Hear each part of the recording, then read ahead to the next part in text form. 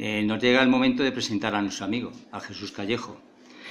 Me imagino que la mayoría de los que estáis aquí ya le conocéis, pero por si acaso, lo cual es bastante raro que no conozcáis, os diré que él es natural de León, es licenciado en Derecho por la Universidad de Valladolid, comenzó a escribir a raíz del año 94, más o menos, cerca de 30 libros ha publicado, algunos con algunos compañeros suyos, amigos, como por ejemplo Carlos y también nuestro amigo también David y también Javier Sierra. Y el último libro que ha publicado concretamente con Chris Hauvet es este que tenemos aquí presente, que os recomiendo porque está muy agradable leerlo, sobre todo porque cuenta muchas cosas en el plan chistoso también que las cuenta Jesús. Bueno, le veréis casi siempre pues, en programas como el de Iker Jiménez, en Cuarto Milenio, también en el canal de Historia. Escribe pues, en las revistas que todos conocemos, Año Cero, Enigmas, Más Allá, en fin. Y sobre todo en los congresos, aquellos congresos que a lo largo del año se van realizando, se van celebrando, pues uno de los ponentes que siempre está presente pues es Jesús Callejo. Pero todo eso no vale para nada, porque hay algo mucho más importante que eso. ¿Vosotros sabéis lo que es un hombre de bien? Exacto. Un hombre de bien es aquel que es atento, cordial, agradable, tolerante, humano, y además si leemos en el Evangelio según el Espiritismo veremos cómo es un hombre de bien. Eso es lo más importante de todo, es amigo de sus amigos. Jesús, sabes que esta es tu casa desde hace muchos años, para nosotros es pues un honor tenerte aquí y te agradecemos un día más que compartas esta tarde con todos nosotros, transmitiéndonos tu enciclopedia, porque es el hombre enciclopedia, empieza a realizar ideas, mentes, recuerdos y todos nos sentimos, la verdad, que muy sorprendidos por todo aquello que él tiene archivado en su consciente, no inconsciente, en su consciente. Jesús, cuando quieras, aquí tu conferencia, Arqueología Prohibida. Muchas gracias. Le recibimos con un aplauso.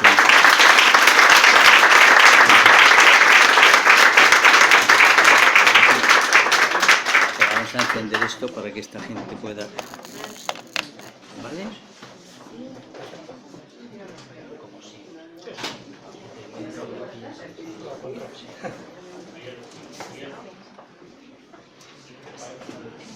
Sí, ya lo dije antes. Podéis bajar un poco las luces. Fenomenal. Ahí, para que se vean bien las imágenes. Bueno, pues muchas gracias. La verdad que con este tipo de presentaciones uno está acostumbrado más a que te digan eso, el currículum profesional, pero ya cuando se adentran en lo personal, pues bueno, la verdad que le emociona a uno. La verdad que yo me siento también aquí en mi casa, con grandes y buenos amigos, ya son muchas veces las que he venido, y bueno, yo creo que es verdad, es el lugar donde más charlas he dado, o sea que en ese sentido, no sé, me encuentro muy a gusto con todos los que estéis aquí, muchas caras conocidas, otras son nuevas, pero lo importante es eso, que es un punto de encuentro. Hoy, en estos momentos, en este caso, pues nos une la arqueología, una arqueología, desde mi punto de vista, la que yo os quiero mostrar, diferente a lo que os podría mostrar un arqueólogo. Yo no soy arqueólogo, yo no soy historiador, pero sí soy un curioso de la historia y sí soy un curioso de todo aquello que nos reconcilia con nuestro pasado, y la arqueología es esa disciplina, esa ciencia, que si no la conocemos, pues difícilmente vamos a entender cosas que están pasando a día de hoy. Por eso conviene echar una mirada al pasado. Y este es el viaje que os quiero proponer a todos.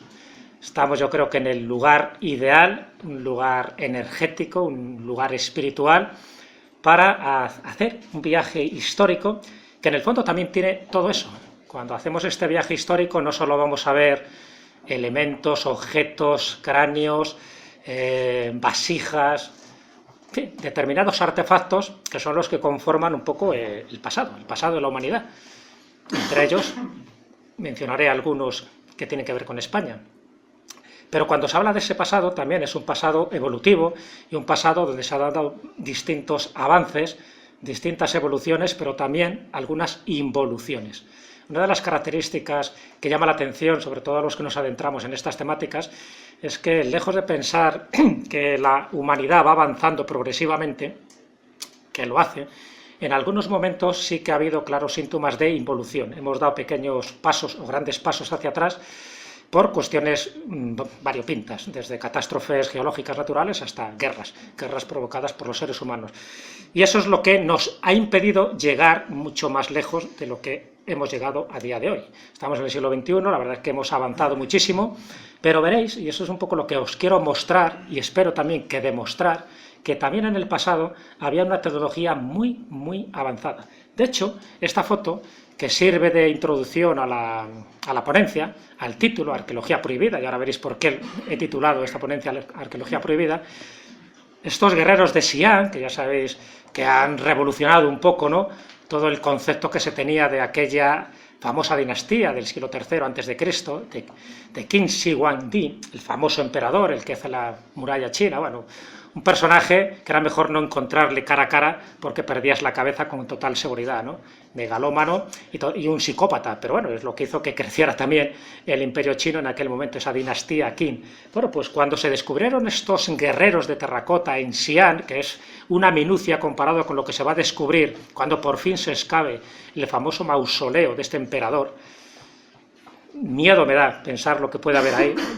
Aunque no voy a hablar de eso porque ya es más conocido. Luego, si queréis, en el coloquio, en la tertulia, si queréis os comentaré lo que se puede encontrar ahí. Pero bueno, esto es lo poco que de momento se ha encontrado. Y cuando digo lo poco, estamos hablando de 800, 900 guerreros, a tamaño natural, algunos con caballo, con sus armas, etc. Pero lo interesante no es en sí que todos los guerreros, todas las caras sean diferentes una por una. Es que se encontró un pigmento, lo que llama la púrpura Han. El púrpura Han es la dinastía posterior, que es el que desarrolló, que es el primer pigmento sintético de la historia. Hasta ese momento todos los pigmentos eran naturales, se cogían de minerales o de animales, pero sintetizar indica un grado de tecnología muy avanzado. Bueno, cuando se encontraron estos guerreros de Xi'an, estaban con sus pinturas originales. El problema es que cuando le da el oxígeno, cuando le da el aire, prácticamente se evaporó todo, desapareció y perdimos una gran fuente de información. Pero en algunos casos sí se ha conservado. Y cuando se han conservado, se han analizado, se han dado cuenta que en el siglo III a.C. había un pigmento de estas características, el primer pigmento sintético artificial de toda la historia, cuando tuvieron que pasar otros 1000 años para que ya en Europa se empezara a desarrollar de una forma más o menos industrializada. Fijaros la cantidad de cosas que todavía nos quedan por descubrir a este nivel. Lo de Arqueología Prohibida viene un poco por este libro de Michael Cremon y Richard Thompson, que bueno, para mí es uno de esos elementos base, ¿no?, para adentrarte en la otra arqueología. Estamos hablando de la arqueología heterodoxa, la arqueología que normalmente es oculta, la arqueología inquietante, desazoradora, la que no interesa que se sepa. ¿Por qué? Porque va en contra del discurso de valores predominantes que ahora mismo se maneja en la historia. Es decir, que muchas de las cosas que yo voy a mostrar, en principio, desbarata muchos de los conocimientos que actualmente existen. Lo que no quiere decir que todas las cosas que yo voy a mostrar sean auténticas, sean ciertas. Las que sean falsas lo comentaré, y las que queden ahí con esa duda, pues ahí quedan. Yo creo que eso es lo bonito, por eso forma parte del misterio, ¿no? Pero si cualquiera de estas piezas que yo voy a ir comentando, de esta arqueología prohibida, Michael Cremon se aventuró a recoger muchas de estas piezas, también era una especie de totum revolutum, ¿no? Y había un poco de todo. Pero bueno, él se dio cuenta de que en muchos de los museos, en muchas de las excavaciones arqueológicas, cuando una pieza era incómoda, cuando no encajaba, ponían un nombre, pieza votiva o pieza de culto. Es decir, como cuando no sabes cómo describirla, bueno, la colocas ahí como diciendo, bueno, será un objeto que servía para rendir homenaje a los dioses, o sencillamente se ponía su cultura y su fecha, y nada más. Y luego tú lo interpretas como te da la gana. Y aquí en España se hizo una traducción y se hizo una reducción del libro, que es esta Historia oculta de la especie humana, que es el libro que yo tengo, y es nada, un pequeño resumen de 400 páginas comparado con la arqueología prohibida original, que es muchísimo más amplio. Y ahí se empezó a establecer ya una serie de datos que a algunos, bueno, pues nos llamó la atención en su momento. También es verdad que ciertos artefactos ya han quedado superados, es decir, ahora tenemos más información y lo que él consideraba que eran no pars, es decir, estos objetos fuera de su tiempo y de su lugar, ahora ya no son. Por bien porque son falsos o bien porque ya sabemos lo que eran, ya están datados y no tienen mayor misterio. Pero fijaros, el viaje que quiero haceros, de los muchos viajes posibles que se podía hacer en esta arqueología prohibida, quiero hacer uno que espero que sea original, que espero que aporte mucha más información porque me voy a ir a museos de arqueología, a museos de historia natural, a museos de antropología, donde conservan objetos que llaman la atención. De hecho, una de mis aficiones, cuando yo voy a un museo, aparte de ver aquello que sé que me va a llamar la atención, porque ya lo he leído, porque me interesa, voy analizando aquellos objetos que no deberían estar ahí, o por lo menos que son raros. Raros desde el punto de vista de que descolocan un poco la estructura o en el organigrama de esa sala, de ese museo. Y vamos a empezar por un museo, para mí un museo clave. Los que hayáis estado en Egipto, me imagino que visita obligada es este museo egipcio del Cairo. En este museo aparecen muchísimos, vamos a seguir llamándoles opar. Opar es una palabra, es un acróstico que significa eso, ¿no? Objeto fuera de lugar. Lo estableció en su momento un zoólogo, un criptozoólogo, que era Ivan Sanderson, y bueno, ha prosperado casi como un sustantivo, ¿no? El opar, y así nos vamos a referir un poco, ¿no? Algunos veremos que son opar, otros no son tanto. Y en el Museo Egipcio del Cairo sí que hay elementos que a día de hoy todavía siguen cuestionándose de su procedencia y de su antigüedad. Por ejemplo, este llamado pájaro de Saqqara. Este pájaro de Saqqara, que está hecho con madera de sicomoro, son objetos que se pueden ver. Por eso os he traído cosas que a día de hoy se pueden visitar, se pueden incluso fotografiar cuando algunas veces te dan permiso, que no siempre, ¿no? Bueno, pues este pájaro, que en principio se ha considerado que es como un juguete, pero para muchos expertos en aeronáutica consideran que es un pequeño modelo de avión. Es decir, que si se hicieran las pruebas aerodinámicas correspondientes, se vería que tiene la estructura y el modelaje y el equilibrio para que pudiera planear. Claro, y eso ya implica un grado de desarrollo tecnológico mucho más avanzado al que atribuimos a los egipcios de aquella época, aunque esto es de la época tolemaica, pero bueno, estaríamos hablando de 2200 años. Ahí tenéis uno de los modelos, ¿no? Le faltaría un poco la parte de atrás para estabilizar un poco lo que sería el timón, pero da igual, o sea, aunque le falte esa pieza, evidentemente, da la sensación, y es dicho por expertos, que estaríamos ante un pequeño aeroplano hecho en miniatura y no sería realmente un objeto de juguete, sino un pequeño prototipo que posiblemente en su época los hubieran hecho más grande. ¿Para qué? Para sobrevolar, es decir, para tener una perspectiva mucho más alta y más elevada. Otro de los opar que se ve en este museo es el que llaman el disco de Sabu, del príncipe de Sabu. Aquí, bueno, hay todo tipo de especulaciones. Las dos más extremas, Zecharia Sitchin, que es uno de los grandes personajes de estas temáticas, ¿no? Que siempre ve a extraterrestres ancestrales en cualquier lugar, igual que le pasa a Iris von Däniken, pues piensa que es el volante de una nave extraterrestre. Fijaros bien, a ver si veis ahí algún tornillo. Bueno, otros más sensatos y más ortodoxos, como mi amigo Nacho Ares, piensa que puede ser la base para colocar una lámpara. Así que entre volante de platillo volante y base de lámpara, o alguna vela o algo así, pues claro, lo que llama la atención es que es verdad que es como una figura única, rara, no hay más. Entonces, bueno, el que haya quedado un poco desplazada se ha especulado, y claro, cuando hay algún aventurero de la arqueología que te establece este tipo de hipótesis, pues hombre, es como muy apetecible decir, fíjate, pues a ver si es que la nave se ha ido cayendo, se ha ido destrozando por el camino, se ha ido desguazando y ha perdido pues hasta el volante, y ahora mira tú por dónde ha ido a parar al Museo Egipcio. Vale. No hay que tener tanta imaginación. Evidentemente, la explicación de Nacho Ares me parece la más convincente, y aquí habría que aplicar la navaja de Ockham, y lo más sencillo es lo que tiene más posibilidades de ser real. Pero fijaros, dentro del Museo Egipcio del Cairo hay una parte dedicada a Tutankamón, ¿cómo no?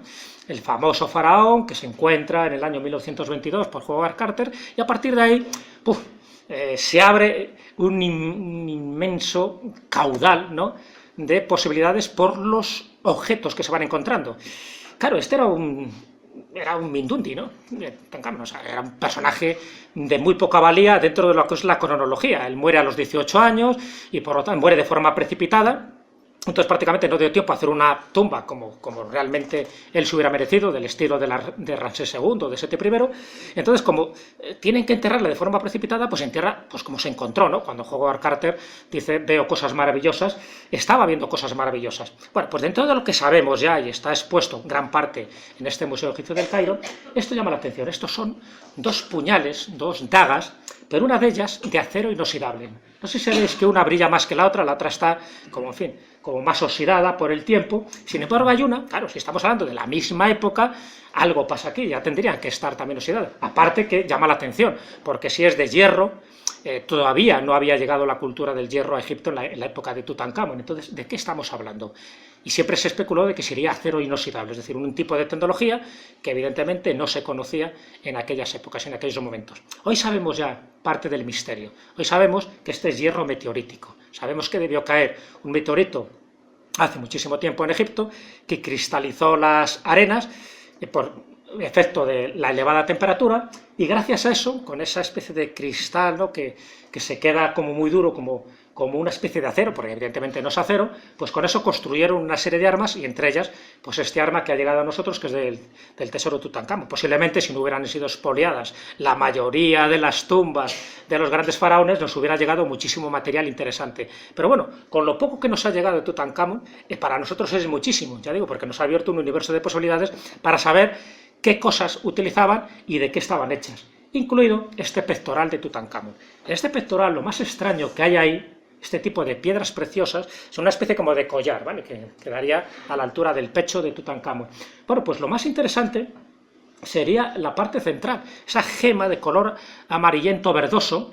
Eso es muy raro, porque ese es un tipo también de vidrio solidificado a altas temperaturas, posiblemente como consecuencia del meteorito que os acabo de comentar, que caería hace algunos millones de años, pero bueno, fruto de aquello, la gente, los científicos, los sumos sacerdotes de la época egipcia, vieron que era un material divino, celeste. Acordaros que en aquella época cualquier cosa que caía del cielo, evidentemente era como una señal de los dioses, era como un regalo. Si encima te dejaba este tipo de formas, que luego fue pulida, pues eso, ¿quién lo tenía que llevar? Evidentemente el faraón. Con lo cual ese pectoral, con esa gema que está ahí, sería una especie de protección que tenía el faraón, porque se consideraba que eso, posiblemente harían más cosas, ¿no?, más pectorales y más joyas, pero no han llegado a nosotros.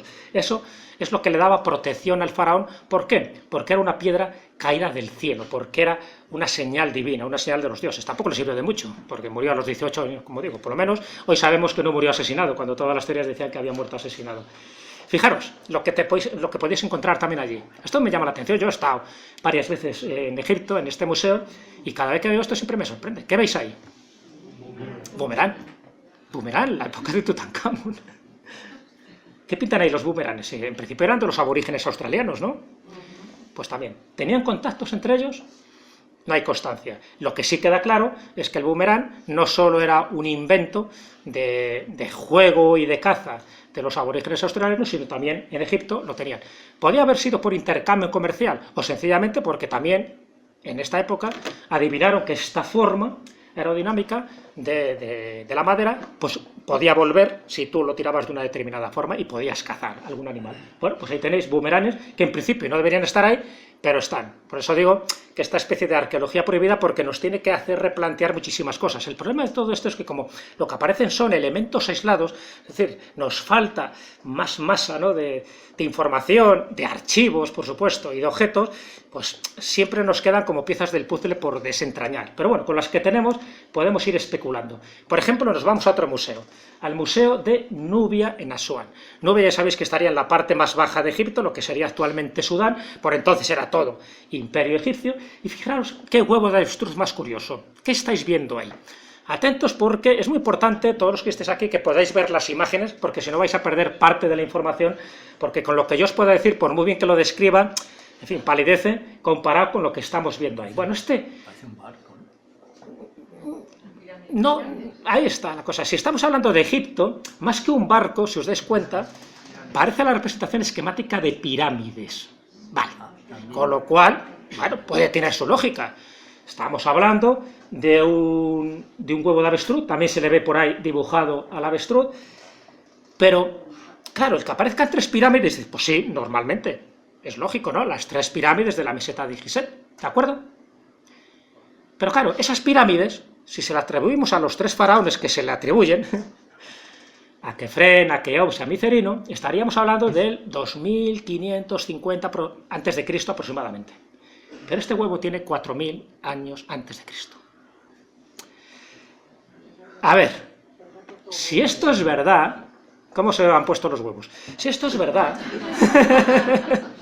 si esto es verdad, quiere decir que las teorías heterodoxas que apuntan a que estos 3 faraones de la cuarta dinastía no hacen las pirámides, sino que las utilizan, porque ya estaban hechas, igual que dicen de la Esfinge. La Esfinge, que sería también para hablar, lo que pasa es que yo he traído solo hoy objetos que están en museos, pero la Esfinge se han encontrado restos de... Vamos a ver, hay como 2 teorías. Unos dicen que esa erosión puede proceder por las tormentas de arena, y otros, como Robert Schoch, un gran geólogo, dice que procede de que en su época, hace mucho tiempo, por lo menos hace más de 8.000 años, eso estuvo bajo el agua. Si eso estuvo bajo el agua, evidentemente la Esfinge no puede ser de la época de Kefren, diciendo que la cabeza era de Kefren, aunque Kefren sí remodelara la cabeza a su gusto, para que quedaran sus rasgos, su fisonomía, pero la Esfinge tendría por lo menos unos 8.000 años de antigüedad. Y lo mismo que la Esfinge, dicen que tendrían las 3 pirámides. ¿Faltaban pruebas? Pues mira tú por dónde. Esto, que es un objeto que descubrió Juan José Benítez cuando estuvo haciendo aquel programa del Planeta Encantado, si estos son pirámides y no es un barco, desde luego un barco egipcio no es, no tiene la estructura, no tiene los mástiles, no son así, no tiene pinta de ser un barco egipcio. Si son pirámides y tiene la antigüedad que tiene este huevo de Nubia, pues a lo mejor ya tenemos una prueba de que hay que volver a reescribir la historia. Y no sería el único caso de lo mucho que os voy a contar aquí. ¿Ya vais viendo por qué lo de arqueología prohibida? Esto que, posiblemente esto habéis oído hablar de él, ¿no? De estas famosas esferas de metal, están en este museo de Klerksdorp, en Sudáfrica. También las llaman las esferas de Ottosdal, porque Ottosdal es la localidad donde se encontraron en una mina de carbón y estaban ahí. Claro, aquí está la cosa. ¿Son naturales o son artificiales? ¿Qué pensáis vosotros? He oído las 2 cosas. Artificiales por esas canaladuras que tiene, por ejemplo, ¿verdad? Son muy llamativas, además, son como muy paralelas. Si fueran artificiales, que ahí tenéis también las imágenes, se encontraron varias, se encontraron bastantes. Si fueran artificiales, pues nos plantearía un problema. ¿Sabéis cuál? La datación. Ya os he dicho que se encontró en una mina de carbón. Pero ¿sabéis qué antigüedad tenía esta mina de carbón? Si hacemos, hacemos la estratigrafía. Solo 2.800 millones de años. Ahí no había ni seres humanos, ni ningún bicho por ahí, con ciertos rasgos de inteligencia. Conclusión. Son naturales. No os preocupéis. No hay que reescribir tanto la historia. Pero dan el pego, ¿a que sí? Parece que son concreciones de pirita, otros dicen que de matitas, pero bueno, que la concreción, precisamente por la cantidad de tiempo que llegaron ahí formándose, crean esa esfericidad, pero, y las canaladuras, pues tienen que ver, parece ser que por esa formación que un geólogo nos podría explicar con cuestiones técnicas, pero podemos respirar tranquilos porque hace 2.800 millones de años no había seres humanos que pudieran hacer esto. Menos mal.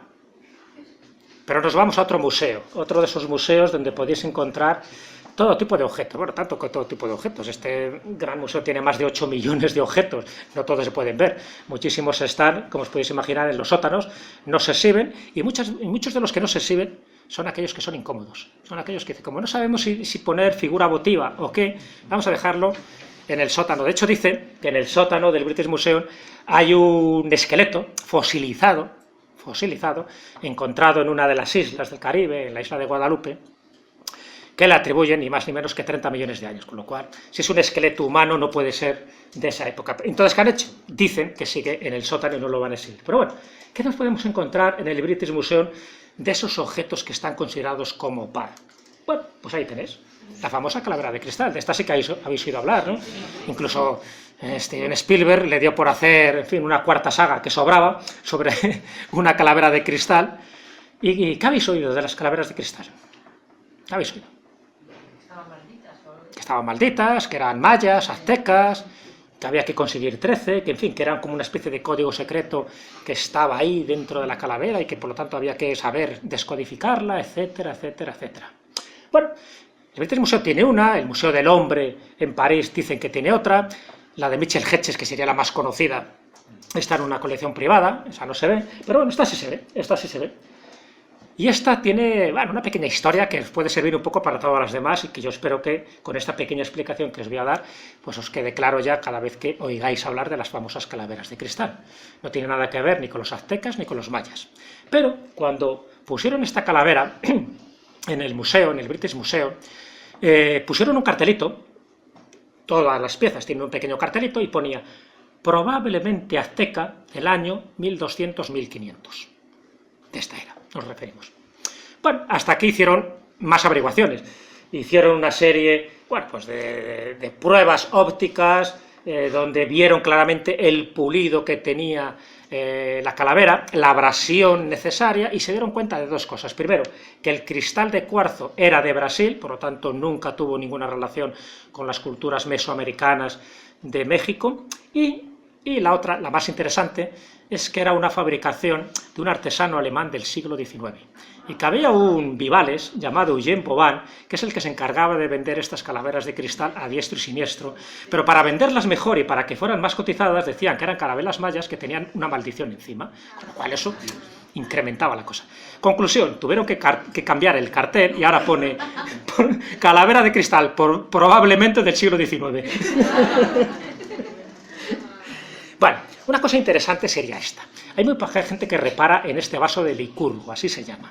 Seguimos en el British Museum, y el vaso de Licurgo es un vaso romano, está datado en el siglo IV de esta era, y tiene una cualidad, porque fijaros, si es verdad, y esto es uno de los opars, que desde luego hay que quitarse el sombrero, hay que decir chapó para los romanos, si es verdad, estaban utilizando una tecnología que es la nanotecnología. Es decir, está hecho de un vidrio que cambia de color en función de la posición, incluso en función del líquido que tú viertas dentro de este vaso de Licurgo.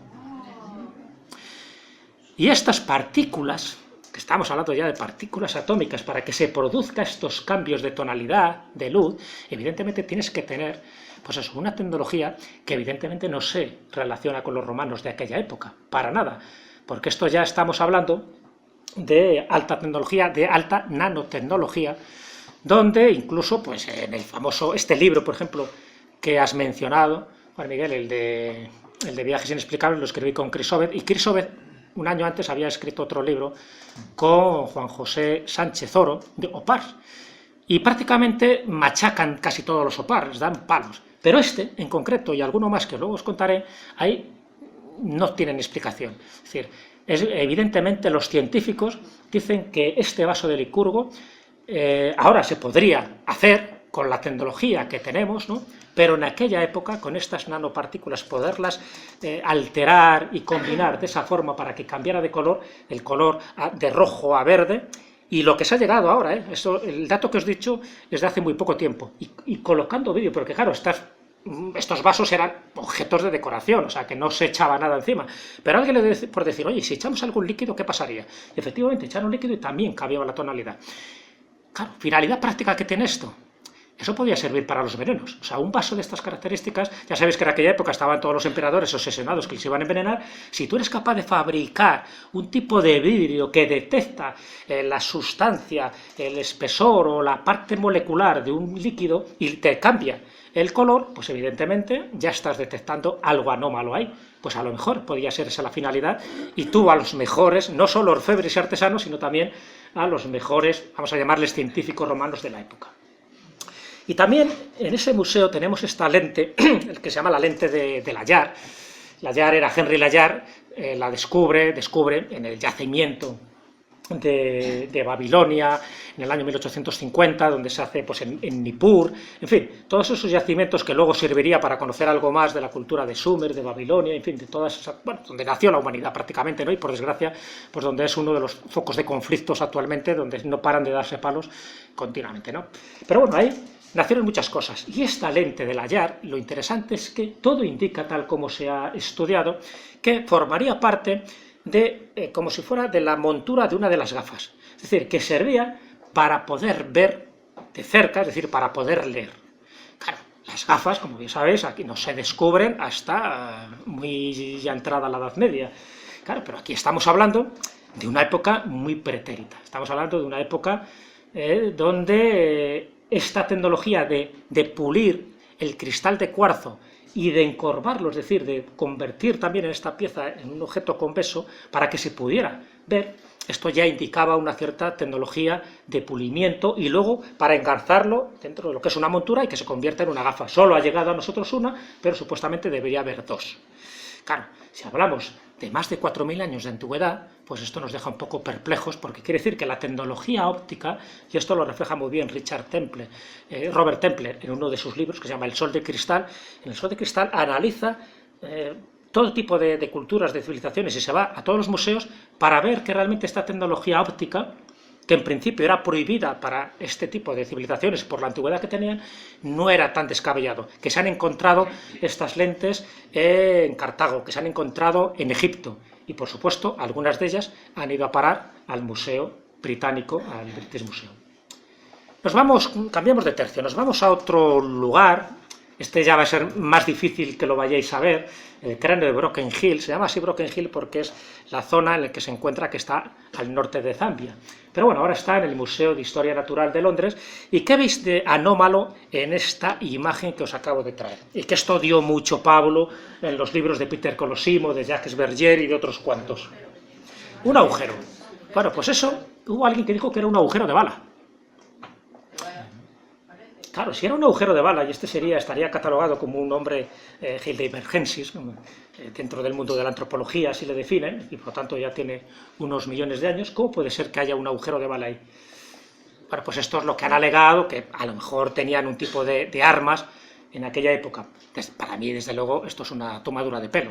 Está claro que no, y además muchos de estos agujeros que se han encontrado en cráneos, aquí por ejemplo yo en España he visto uno en Moyà, en un museo de la provincia de Barcelona, tiene mucho que ver un poco con la sinusitis, es decir, con el drenaje de la sinusitis. Cuando es muy feroz, al final te acaba horadando el cráneo, y claro, cuando tú lo ves, pues dices, pues es que esto le han pegado un tiro. No, no le han pegado un tiro, podría haber sido de una enfermedad como consecuencia de la cual murió, ¿no? Pero bueno, fijaros qué curioso que todavía en algunos libros se sigue hablando, por eso os lo he traído, pero también porque se sigue mostrando en un museo el famoso cráneo de Broken Hill, del famoso tiro de bala, ¿no?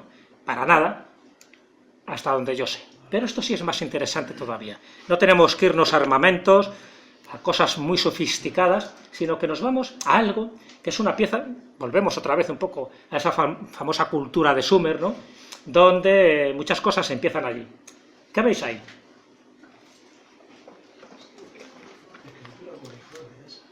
Es lo que llaman el prisma de Well, y entonces en escritura cuneiforme hay pues una serie de informaciones. ¿Qué informaciones? Lo interesante es que estas informaciones nos están indicando las dinastías que ha habido hasta el momento que se fabricó y se construyó este prisma de Well. Es decir, una cronología de los distintos reyes de Sumer que estuvieron gobernando. Pero lo curioso, lo misterioso y lo insólito es que, al igual que pasa también con algunas cronologías de Egipto, también te hablan de dinastías que no había seres humanos, sino que había dioses gobernando la tierra. Y te lo ponen en el mismo bloque. Es decir, con la misma fiabilidad, diciendo, bueno, pues os voy a hacer una cronología, antes y después del diluvio. Pues que es interesante, el diluvio marca una línea fronteriza. Antes del diluvio, que estarían los dioses, y después del diluvio, con el Noé, o Cisudra, Utnapishtim de turno, los distintos nombres que recibe aquel que salva a la humanidad y que de alguna forma pues vuelve a empezar un poco casi de cero. Bueno, pues este prisma habla de esas genealogías, pero claro, habla de unas genealogías que son mareantes. Ahí tenéis estos reyes, ahí veréis que está por el rey, por el reino y la duración. Fijaros lo que duraría cada uno de estos reyes que no son humanos, por eso tienen esa duración, esa longevidad. Y fijaros que termina al final en Upanishtim. Perdón, ahí tenéis. Que ese es por decirlo así, el último antes de que llegue el diluvio y que de alguna forma empieza otra vez la raza humana con él, ¿no? Pero todos los demás, esto es lo que aparece en ese famoso prisma de Well. Es decir, esas cronologías que son escalofriantes. Sin embargo, luego, cuando ya habla de los reyes sumerios, de los reyes humanos, pues bueno, nadie pone objeciones porque pues ya está. ¿Pero qué ha pasado con esto? ¿Se lo inventó? ¿Estaba borracho? ¿Se había tomado un poco de mescalina? ¿Qué había pasado con el famoso escriba que hizo este tipo de cosas? Bueno, pues por eso para mí es interesante, ¿no? O esto, el famoso cubo de Gur, bueno, tiene distintos nombres, ¿no? Pero bueno, el que se puede encontrar en este museo de Austria. Esto es curioso porque yo siempre lo he oído como ese cubo de Gur. La primera vez que oí de este artefacto fue en un libro de Jacques Verger. Y él, y fíjate, y era científico, pero aquí con esto quedó un poco anonadado. Lo llamaba cubo. Luego, cuando yo he visto la pieza, si es esto la pieza, desde luego de cubo no tiene nada, con lo cual nos están tomando el pelo. O había un cubo que desapareció, porque yo siempre había oído que este Opar había desaparecido en la Segunda Guerra Mundial, o también le llaman el cubo de Salzburgo, o esto es otra cosa distinta y no tiene nada que ver. Pero a lo que se refería Jacques Verger en su obra del cubo de Gur o del cubo de Salzburgo, él decía, fijaros, que decía que era una especie como de contenedor de información de una antigua civilización extraterrestre que había registrado los datos en los últimos 10.000 años. Entonces lo había dejado ahí, escondido, estaba también en una mina de carbón, al final afloró y nos faltaría, por decirlo así, la tecnología para poder desentrañar esa información, un poco parecida a lo que se decía de las calaveras de cristal. Teniendo en cuenta que las calaveras de cristal son más falsas que un oro de corcho, falsas en el sentido de que no son mayas, pero sí son del siglo XIX, esto para mí es un cubo de hierro, de pirita, tiene posiblemente presionado, ¿no?, por las contracciones, ¿no?, geológicas de la Tierra, de estar durante muchísimo tiempo, y bueno, creó una forma pues bastante caprichosa, que ya digo, desde mi punto de vista, no entiendo por qué lo ha llamado cubo, y creo, esa es mi humilde opinión, que si hubo un cubo, aquello desapareció, y ahora nos intentan vender gato por liebre, dándonos este tipo de objeto, que en principio no tendría las mismas cualidades ni de datación cronológica ni de cualidades tecnológicas que él se le ha querido atribuir. Pero bueno, lo pongo para que lo veáis. Este también son de los que llama la atención, porque esta nave de Toprakale, ahora se llama, bueno, era la población de Tuzla, en Turquía, ahora se llama Toprakale, y está en ese Museo Arqueológico de Estambul.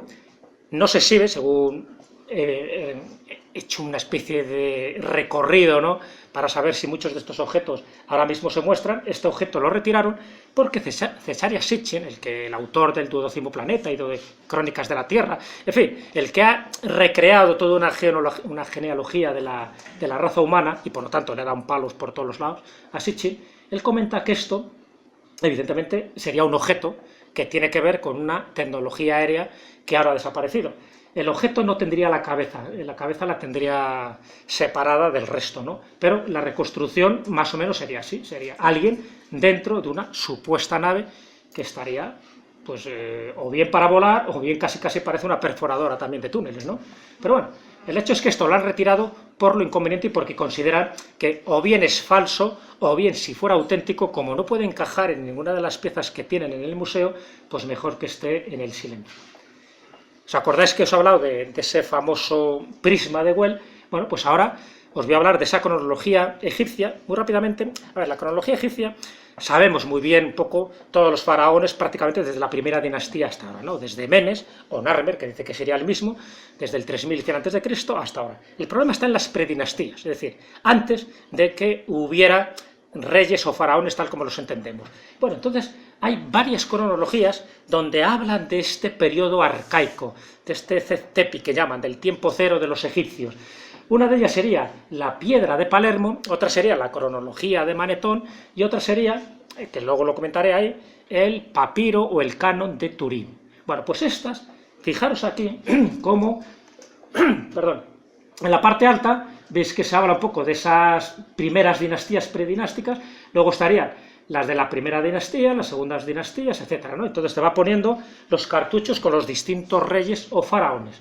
Pero claro, el problema está, como decía antes, en las primeras. Pero es que en las primeras ya no habla de faraones humanos, ya empiezan a hablar de dioses, de semidioses, de los Neteru, de los Ensu-Hor, o los seguidores de Horus, de los espectros de Memphis. Es decir, te habla de espíritus, te habla de categorías de seres que no son humanas. Esta sería tal como está expuesta la piedra de Palermo en este museo de Palermo, y aquí tenéis un ejemplo de esos semidioses, de los héroes, de tal, pero que no estamos hablando de dioses, de seres humanos como tal, sino de seres, de espíritus, los 10 reyes de Tis, los de Memphis, el linaje de los reyes, y en la otra cronología que os voy a comentar ahora, del canon de Turín, hablan de eso, de los Sensujor, extrañísimos los Sensujor, que son los seguidores de Horus, y que eran una especie de semidioses que estuvieron durante un tiempo en esa tierra del Nilo, y los que provocarían muchísimos de los avances tecnológicos de los que luego se aprovecharon, por decirlo así. Es decir, serían, por decirlo en román paladino, serían los que construyeron la Esfinge de Gizeh y serían los que construyeron las pirámides de Egipto. Este sería el otro que os he dicho. Os he traído cosas que se pueden ver, por eso he intentado ceñirme, ¿no?, en este hilo cronológico, en este hilo que os quiero dar en la charla, en la exposición, a museos que tienen este tipo de piezas arqueológicas que siguen rechinando los dientes a más de un arqueólogo. Bueno, igual que esto. Para mí esto es falso, pero no veas tú el follón que se generó en los años 20 del siglo pasado, cuando se construyeron estas figurillas en Glossel, estamos hablando de una localidad francesa, y que pensaron que todo esto, estas inscripciones que veis aquí, estas caras, estos rostros, todo tenía que ver con una escritura que databa ni más ni menos de hace 14.000 años. Claro, quiere decir que si esto se data de hace 14.000 años, estaríamos hablando del Paleolítico y sería la primera escritura reconocida. Y mírate por dónde los gabachos dijeron, hombre, como somos chauvinistas, fíjate que la escritura empezó en Francia. Solo tenía un pequeño fallo estas figurillas de Glossel, que son falsas. Pero salvo eso, lo demás estaba bien estructurado. Pero bueno, se pueden ver. Han creado el Museo de Glossel, y pues lo mismo que pasa con las piedras de Ica, la gente las va a ver, y bueno, si considera que son auténticas, estupendas. Pero también ya hoy tenemos información de sobra para saber que este tipo de figuras son falsas. Igual que las de Acámbaro, por ejemplo, las figurillas de Acámbaro que están en México, donde aparecen dinosaurios y se pensaba que durante una época los hombres convivieron con los dinosaurios, y ahí teníamos las pruebas en arcilla. Bueno, qué pena que cuando se hace cualquier datación, en concreto de luminiscencia, pues te das cuenta de que no tienen esa antigüedad y que están claramente fabricadas para dar o para apoyar una teoría que es totalmente irrealizable e imposible. Pero esto no. ¿Os acordáis del vaso de Licurgo, que os decía que, en fin, para mí es uno de esos sopar que chapó? Bueno, pues la máquina de antiquitera, que se puede ver en este Museo de Arqueología de Atenas, pues para mí también son de esos elementos que quitan el hipo, ¿no? Porque se ha estudiado muchísimo ya, se ha elaborado una teoría, se sabe que era una especie de calculador astronómico, ¿no?, una especie de estructura mecánica con engranajes, con ruedas, para determinar los solsticios y para determinar las distintas fases, no solo de la Luna, no solo de la Tierra, sino también de distintos planetas del sistema solar, de los más cercanos a la Tierra, evidentemente. Pero claro, con una tecnología que asombra, porque estaríamos hablando del siglo II o el siglo III antes de Cristo, ¿no?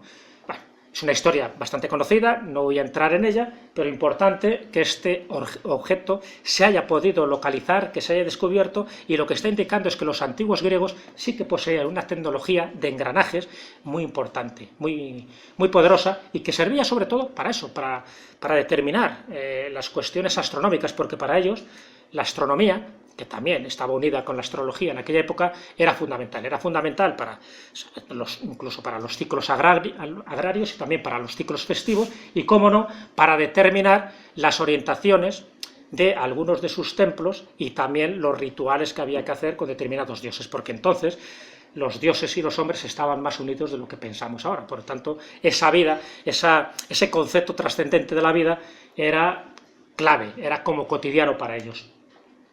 En este museo de la Acrópolis de Atenas, en esta vasija, en esta crátera, se ha encontrado, bueno, esto es una cosa que lo descubrió Robert Temple, en ese libro que os he comentado de la famosa tecnología óptica, diciendo que esta figura que se ve, que como veis está bastante deteriorada, pero que estaría utilizando a todas luces un catalejo, un pequeño telescopio, cual también evidencia pues una tecnología bastante desarrollada, pues se supone que en aquella época no había este tipo de telescopio. Sabéis que el telescopio, tal como lo entendemos, es un descubrimiento no tanto de Galileo, es anterior, es un invento español, de Juan Roget, de un catalán, pero luego Galileo es el que le da todo el uso posible, y por lo tanto tienen que pasar muchísimos más siglos, aquí estamos hablando del siglo II a.C. Fijaros esto también, la importancia que os decía de la astronomía, es que eso es clave. Para entender muchos monumentos megalíticos, para entender muchos petroglifos, hay que entender el concepto que tenían los antepasados de la bóveda celeste, de las estrellas. Y en este caso, aquí no estaríamos hablando de un upar, esto algunos lo identificaron como un escudo, no es un escudo, se encontró en Halle, en Alemania, y este, que es el disco de Nebra, como se llama, sería la representación astronómica de la bóveda celeste más antigua que tenemos, de 1800 a.C., de la Edad de Bronce, ¿vale? Entonces ahí se ve, bueno, pues comentan que esto podía ser el Sol, las fases de la Luna, y también esas estrellas que veis ahí, esas 7, serían las Pléyades. Entonces sería de las primeras representaciones que se han hecho de las Pléyades. Todo esto, evidentemente, no es por una cuestión decorativa, sino que esto tenía una funcionalidad y una finalidad que a veces se nos escapa, pero fijaros ya que en aquella época, en el 1800 a.C., se estuviera representando este tipo de cosas, y que ahora pues quedan como raras, ¿no? Porque dices, ¿por qué? Pues porque nos faltan las otras piezas del puzzle para saber, porque a lo mejor esto formaba parte de un altar, a un dios determinado, o era una pieza más de otra estructura mucho más amplia. Fijaros esto, ¿qué es esto? No quiero daros todo hecho, también para que interactuéis, para que penséis un poquillo. ¿Qué es esto? Si tú vais al Museo Nacional de Irlanda y veis esta cosa colgando, ¿qué diríais que era? No vale decir que es un péndulo.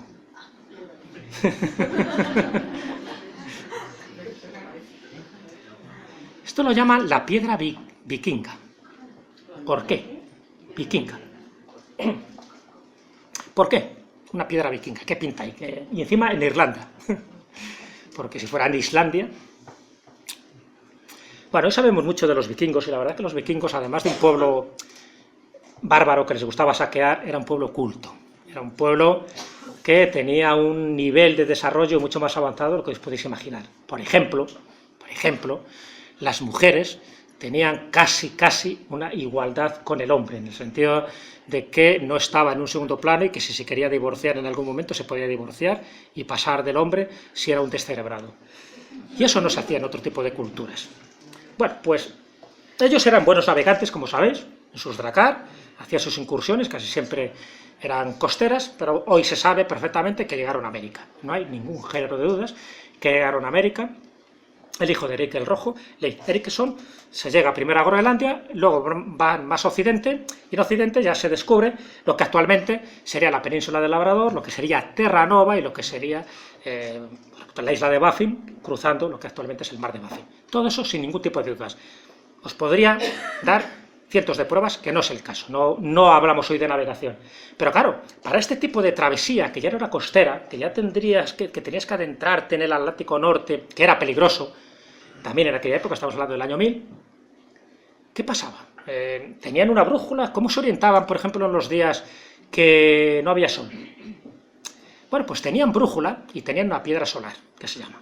La brújula era, bueno, no sé si habéis visto la serie esta de Vikingos, que ahora ya van por la cuarta o la quinta temporada, bueno, y te dice claramente qué tipo de brújula utilizaban, que era con una piedra imantada, se colocaba en un barril de agua, y junto con una pieza de madera te iba orientando la posición del norte, ¿no? Del norte geográfico, con lo cual eso siempre podían tener esa orientación. Pero luego tenían que tener otra orientación, que era orientarse por las estrellas, que eso es lo básico de cualquier navegante y de cualquier época. Bueno, pues ellos, se sabe hoy en día, utilizaban lo que llaman la piedra vikinga o la piedra solar, que era esta, Espato de Islandia, que era una piedra que polarizaba la luz solar cuando el sol no lo veías. Imaginaros, un día de nubes, tú estás navegando y evidentemente no sabes dónde está el sol. Entonces tú con esta piedra la colocas en el cielo, la vas girando. Yo he tenido una de estas piedras, este espato de Islandia. La colocas y donde está el sol cambia la tonalidad. Con lo cual ya, sabiendo dónde está el sol, ya te puedes orientar. En fin, había también sus instrumentos de navegación, sus famosos cuadrantes, sus astrolabios y tal, y ya te podías orientar y por lo menos ya sabías determinar la latitud, que es lo que sabían determinar. Luego la longitud tardan más en averiguarla. Bueno, pues para que veáis. ¿Por qué traigo a colación este famoso par, ¿no? La famosa pila de Bagdad? Lo traigo a colación porque esta pila que se estuvo exhibiendo durante bastantes años en el Museo de Bagdad, y que no deja de ser curiosísimo, ¿no? Porque realmente es toda una estructura para dar luz, es decir, solo tenía 1,5 voltios, pero da igual, es decir, se utilizaba para galvanizar, se utilizaba pues para darle esa pátina de oro a algunos objetos, y por lo tanto había que utilizar electricidad, pero claro, electricidad en esta época, es decir, estamos hablando del siglo III, siglo IV a.C. como mínimo. ¿Qué pasa con esta pieza? que desapareció en el saqueo que hicieron en el 2003 los yihadistas. Esta, junto con 1.300 piezas más. Entonces, por desgracia, ahora ese OPAR, esa prueba fehaciente de que conocían la electricidad, aunque fuera a bajo voltaje, pero sobre todo para hacer la electrolisis y para hacer estas galvanizaciones, por desgracia esa pieza se nos ha perdido. Una pieza que se descubrió en el año 1936 por un alemán, por Henry Koning, y bueno, pues los imbéciles, los descerebrados de los yihadistas, alegando no sé qué historias de Alá, siempre matando y destruyendo por un dios, pues han cargado todo este tipo de cosas y han desaparecido 1.300 piezas. Pero no solo ellos, también el ejército americano, cuando entró, ya aprovechando el desmadre, aprovechando a río revuelto, más de uno se llevaron también determinadas piezas. Bueno, ¿qué pasa también con estas cosas? Que a simple vista dices, esto parece un extraterrestre o un astronauta. ¿Qué pensáis? ¿Qué es esto? Curioso, ¿verdad? Son las famosas esculturas o figurillas Dogu, que se llaman de la cultura Jomón. La cultura Jomón es una cultura muy longeva en el Antiguo Egipto. Esta estaría datada en este museo alrededor del año 1000 a.C. O sea, fijaros. Pero claro, el que tenga esta fisonomía llama la atención. Más de uno, ya os podéis imaginar, todos estos que se apuntan a la hipótesis de los astronautas ancestrales, Daniken y compañía, pues piensan que aquí está la prueba evidente de que, claro, que hemos sido visitados y que esto es pues, un astronauta. Un extraterrestre. ¿Por qué? Por una serie de cosas que tiene por ahí, o sea, por el tipo de botas, que parece que tiene un tipo de botas, por las gafas, fijaros, lo cual ya, si fueran gafas, ya llama la atención, pues ya digo que las gafas es un evento muy posterior, que en esta escultura, que tiene 3.000 años, que eso sean gafas, ya de por sí es un elemento tecnológico muy avanzado, ¿de acuerdo? Pero bueno, ha llamado la atención, se han descubierto varias de estas figuras, Dogu, de esta cultura Jomón, y bueno, ahí queda, no, siempre se alega como una especie de opar, como un objeto fuera de lugar, de una cultura que desconocemos muchas de las cosas, y que dentro de su artesanía pues dejaron este tipo de representaciones, cuya antigüedad no la ponemos en duda, pero la finalidad, no sabemos si eran trajes rituales para hacer sus ceremonias, o realmente la representación de algo que vieron, y que lo representaron de la mejor manera que pudieron. Pero fijaros, en ese museo pasa desapercibido esto. Pasa desapercibido porque, claro, tú dices, bueno, ¿y esto qué? Son piedras, al fin y al cabo, unos pedruscos que más nos dan. Pero claro, son pedruscos de pulimentados, piedra pulimentada. ¿Os acordáis la diferencia entre el paleolítico y el neolítico? ¿No? El neolítico ya es la piedra pulimentada. Para que os hagáis una idea, en Europa la piedra pulimentada del neolítico más antigua que se ha encontrado es en Irlanda y es de hace 9.000 años. Y sin embargo, estas herramientas, así están datadas en su cartela, tienen 32.000 años. Entonces, ¿por qué nos están diciendo estas tonterías de que el paleolítico, el neolítico, la piedra pulimentada? Pues aquí tenemos. Y no es el único caso, hay más, pero este estaría considerado como la piedra pulimentada más antigua de la humanidad y que estaría en este museo de Tokio, de Japón. Bueno, pues curioso, no tiene nada que ver, me refiero, con presencias extrañas, como esas figuras, pero desde luego lo que nos están contando en los libros de historia, en los libros de geología, en los libros de arqueología, parece que nos está ajustando a la realidad en comparación con las cosas que están. O sea, no estoy hablando de leyendas, estoy hablando de pruebas, estoy hablando de objetos que están en museos. O sea, que no me estoy inventando que fulanito dice tal cosa, ¿qué va? Por eso he querido que esta exposición, ceñirme a la realidad, ceñirme a los museos y a cosas que vosotros podéis tocar y tantear. Como esto, por ejemplo. ¿Habéis oído hablar de los espejos mágicos? Espejos mágicos hay pocos, la verdad. Espejitos que te digan quién es la más bella del lugar, menos. Creo que está solo en un cuento y nada más. Y además lo pasó muy mal la protagonista. Bueno, espejos mágicos. Los espejos mágicos existieron. Y hubo una época y una dinastía determinada en China, porque son espejos chinos, que los confeccionaba. Y era la dinastía Han. ¿Os acordáis de la púrpura que os he dicho de la dinastía Han? La dinastía Han fueron increíbles. La dinastía Han empiezan más o menos en el 208 a.C., es decir, en el siglo III, y desaparecen en el siglo II después de Cristo. O sea, tienen ese periodo de tiempo. Pero bueno, en la primera etapa, es decir, en ese siglo II, primero antes de Cristo, desarrollan multitud de cosas. Por ejemplo, el papel. El papel es un invento chino de la dinastía Han. Esa púrpura artificial, el primer pigmento artificial de la dinastía Han. Estos espejos, los pocos espejos que se conservan, y uno de ellos se conserva en el Museo de Shanghái, es de la dinastía Han. La dinastía Han floreció de una forma espectacular. También es verdad que surge justo cuando desaparece la dinastía Qin, que era el de Xin Huangqin, el que os he dicho, el psicópata este que para cuando muere pues se carga a miles de personas para que hagan el tránsito con él, ¿no? Y se quería cargar a todo el ejército.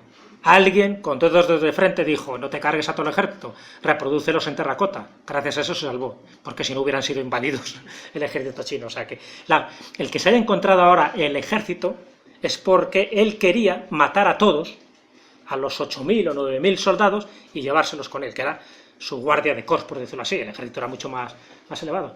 Y alguien dijo, no, si hacemos una representación y te los enterramos cerca de tu tumba, con eso te conformas. Bueno, vale. No le gustó mucho la idea. Pero dice, pero a todas mis esposas, a todas mis concubinas, a todos mis hijos, a todos mis animales, los mato, ¿no? Y dice, sí, que sí. Y a todos los que sabían el secreto, los mató también. A ver, estaba claro. Bueno, a ver, que si no me voy, me empiezo a enrollar y luego faltan temas y objetos por contaros. Bueno, yo sé que es mucha información, pero no os preocupéis, no hace falta que retengáis todo. Además, como se está grabando, pues luego lo tendréis ahí en YouTube y volvéis a recordar estos datos. Pero sí me interesa hacer un recorrido por las cosas más chocantes, más extrañas, y que yo creo que si a mí me llamaron la atención, a vosotros también os están llamando la atención. ¿Qué se considera un espejo mágico? Que ya te digo que a mí me parece apasionante toda esta temática, y de hecho yo tengo un cuento además publicado sobre esto, ¿no? Sobre las cualidades. Bueno, son espejos de bronce, ¿de acuerdo? De esta época, siglo II a.C. aproximadamente, que tiene una cualidad. Este es el reverso del espejo, es decir, el otro sería un espejo pulido donde tú te verías. ¿Pero por qué es mágico? Porque si un rayo de sol, imaginaros, este es el espejo, ¿de acuerdo? Esta es la parte del reverso, lo que estáis viendo ahí, que es un grabado en bronce, y este sería el espejo, lo que refleja. Si un rayo de sol ahora entrara y diera directamente aquí, y esta es la pared, lo que se vería es estos grabados que veis ahí, quedarían reflejados, aparte de que te reflejabas tú, también se quedarían reflejados en la pared lo que está ahí. Pero no solo lo que está ahí, sino incluso cosas que tú no ves. Más o menos una representación de lo que se ha intentado hacer con estos espejos mágicos para que se vea. Es decir, te refleja, ¿ves? Directamente, te reflejaría lo que tú no ves, lo que tú, de alguna forma, está vedado, algún código oculto. De ahí lo de los espejos mágicos. Por eso es tan curioso, por eso se hicieron muy pocos, con un tipo de aleación muy determinada. Dicen que tenía que ver un poco con la ondulación del cristal utilizado, bueno, cosas, ¿no? A día de hoy todavía no se sabe muy bien el secreto, pero el hecho es que, claro, estaban muy cotizados, solo lo podían tener los grandes príncipes, reyes, emperadores, y sobre todo, pues muchos de ellos no salieron de China porque estaba considerado alto secreto de Estado, porque era una forma también de ocultar algún tipo de información. Tú te llevabas un espejo y el que no supiera cómo activarlo, tú te veías, pues no pasa nada, pero para activarlo tenías que colocar una posición que le diera el rayo de sol, colocar una pantalla y ahí veías cosas que no deberían estar, ¿de acuerdo? Bueno, para que veáis, no me digáis que no deja de ser una tecnología muy avanzada. Por ejemplo, en este Museo Nacional de la Historia de China, ahí tenéis el primer sismógrafo, del 132 después de Cristo. Esta es una reproducción, Fangé, este es el inventor. Bueno, es muy curioso porque son como 8 dragones con 8 ranas debajo, con una bola de bronce cada una de ellas, y cuando una de esas bolas se depositaba en la boca de una rana, en función del sitio donde fuera, se sabía de dónde había partido el epicentro del terremoto. O sea, una cosa sofisticadísima del momento, y que ya los chinos, como casi siempre se adelantaron un poco a la cultura occidental. Bueno, esto lo cuento como chorrada, entre comillas, para que veáis un poco hasta dónde puede llegar la imaginación del ser humano. Este museo de Somerville en Glen Ross está hecho para demostrar que la Biblia tiene razón. Son pruebas para demostrar que el creacionismo, no el evolucionismo, sino el creacionismo, es lo que realmente es científico. Entonces, bueno, pues no se nos ocurre otras cosas que inventar cosas, porque esto no hay quien se lo crea. Este martillo dice que está fosilizado y que tiene unos 150 millones de años. Bueno, esto es un martillo y punto. Lo que pasa es que luego se han inventado ahí el que esté fosilizado, el que estuviera en una mina de carbón, para crearse un poco toda esa ideología que es la que defiende el creador de este museo de Glen Ross. Igual que un dedo, ahí tienes, un dedo fosilizado. Toma ya. Eso dice que es un dedo humano, pero un dedo humano de 300 millones de años. Parece una barra de pan. O la huella de Meister, que llaman, ¿no? También, con la friolera de unos cuantos millones de años, diciendo que bueno, esto sería la suela de un zapato fosilizado, y lo bueno es que esto, que está aquí, el zapato, la sandalia, pisó un trilobite. Claro, si pisó un trilobite, pues ya lo datan. ¿Qué lo datan? Pues eso, de otros 250 millones de años. Y se quedan tan panchos, ¿no? Vale, para mí todo esto son pruebas falsas. Pruebas falsas porque hay que ver el contexto, hay que ver quién nos intenta meter esta bola. Entonces, cuando ya sabes que este es un museo dedicado por y para el creacionismo, pues cualquier prueba que les llegue a ello, si no son válidas, pues la adulteran y se quedan tan panchos. Pero esto sí me parece más interesante. En este Museo Egipcio Rosacruz de California, está en San José, veis ahí esta prótesis metálica Tusermontu. Tiene una historia muy curiosa, porque les llega una momia. Claro, el Museo Egipcio Rosacruz, esta gente tiene pasta, esto es un museo privado, tienen pasta, entonces, bueno, pues compraron unas cuantas momias, y una de las momias pensaron que era de un sacerdote llamado Usermontu. Luego resulta que no era de un sacerdote, o sea, que les dieron también un camelo, pero era de menos, era de un noble egipcio de la alta clase del Imperio Nuevo. Pero lo interesante es que cuando hacen la radiografía se dan cuenta que tiene un tornillo que une el fémur, pasa por la rótula y une la parte inferior de la pierna. Claro, esto es muy llamativo. Porque no deja de ser una prótesis metálica, en aquella época. Y encima parece que lo hicieron después de muerto. O sea, cuando le embalsaman, por lo que sea, manipularon mal la cosa, entonces pues el embalsamador se quedó con la pierna, pues la que he liado. Y dice, pues esto lo tengo que arreglar. Entonces, y le metió un tornillo ahí, vamos, como una prótesis perfecta, alucinante, porque incluso se ha utilizado también, se ha analizado la resina que se utilizó y es un poco muy parecida a la que utilizan ahora los protésicos dentales. O sea que la verdad que la tecnología que tenían médica era muy avanzada, muy avanzada. De hecho, si vais a Egipto y ves el templo de Komombo, el templo de Komombo para mí es un monumento a la sanación. El templo de Komombo es un templo dual que está dedicado al dios Aroeris y al dios Sobek. El dios Sobek es el dios cocodrilo. Bueno, pues la gente iba ya a curarse. Entonces, muchos de los paneles, muchos de los jeroglíficos, ves que son instrumentos de curación. Y te das cuenta de que tiene dos polaridades ese templo, por eso es dual. Y si eres capaz de medirlo, o bien con unas varas, unas varillas de Harman, o por ejemplo con un péndulo, o con un biómetro de Bobis, verás que tienen distintas energías.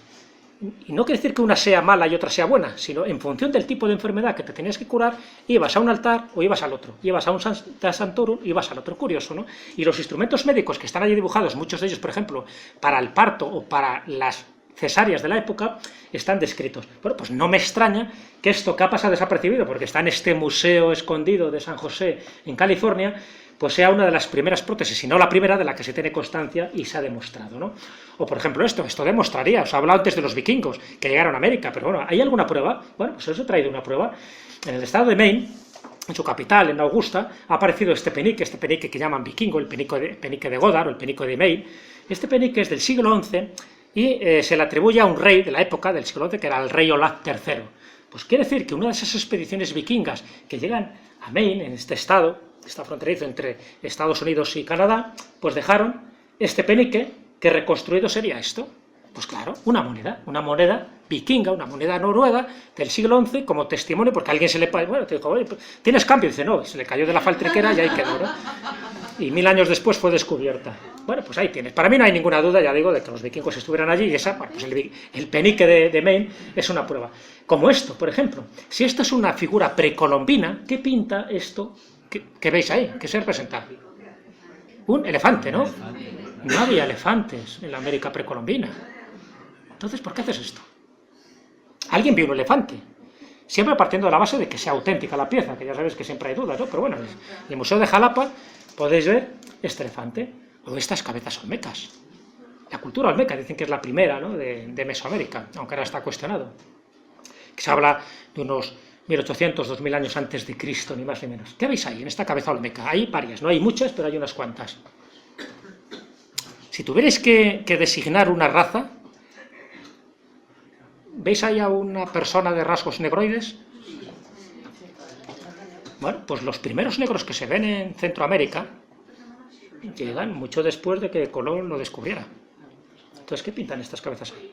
De esto sería para hablar largo y tendido y daros multitud de hipótesis, pero bueno, no deja de ser llamativo esas famosas cabezas olmecas, que a todas luces está representando una fisonomía, una raza que no era autóctona del lugar, y sin embargo, por esta importancia, estamos hablando de cabezas gigantescas, por la importancia es que está representando o bien a jefes tribales, o bien a sus dioses, o bien a gente muy importante, si no, no lo representarías, evidentemente, ¿no?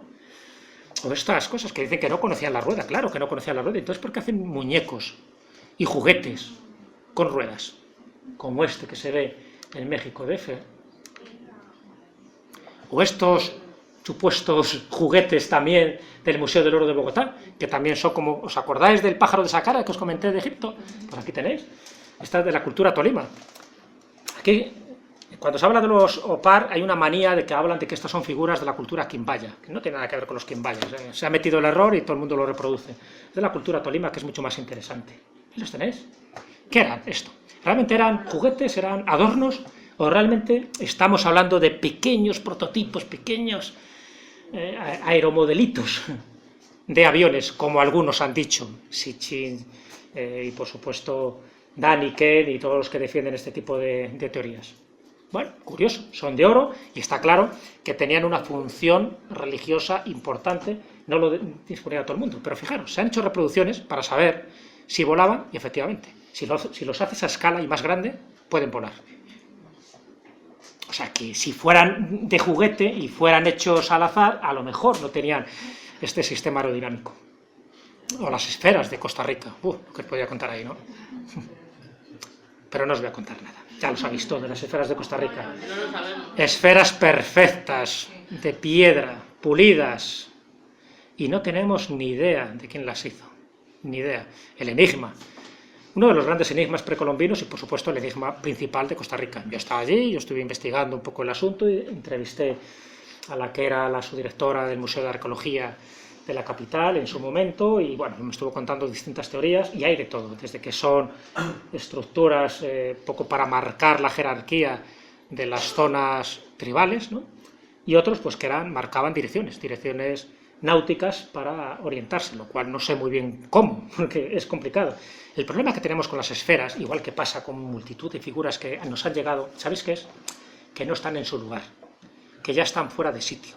Entonces, si tú las descontextualizas, pierdes una información valiosa, porque estas esferas en principio se colocaban de 3 en 3, es decir, si colocas de 3 en 3 estás marcando posiblemente una dirección, o estás marcando un mensaje, o dando algún tipo de información, que si las quitas de ahí y las colocas en el centro del pueblo, pues acaba el mensaje, ¿no?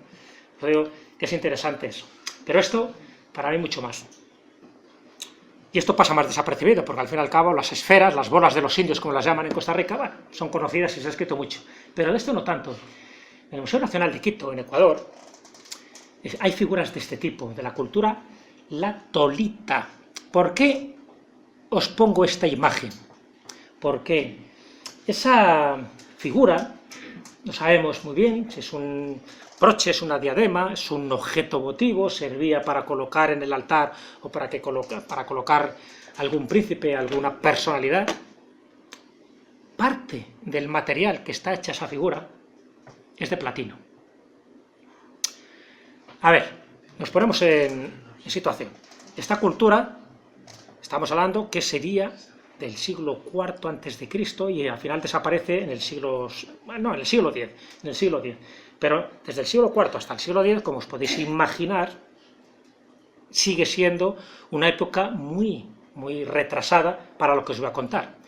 Si esto tiene platino, y tiene platino porque se ha averiguado y se sabe, el platino es descubierto por un español, además, por Antonio de Ulloa, en el año 1743. Se descubre como tal, como material bruto, pero luego, para poder desarrollarlo, el platino se le llama el oro blanco. A veces ha tenido más cotización que el propio oro, ¿de acuerdo? Para que os deis cuenta, o sea, si tenéis una pieza, una joya de platino, perfecta, y posiblemente va a durar mucho más a nivel de cotización que el propio oro.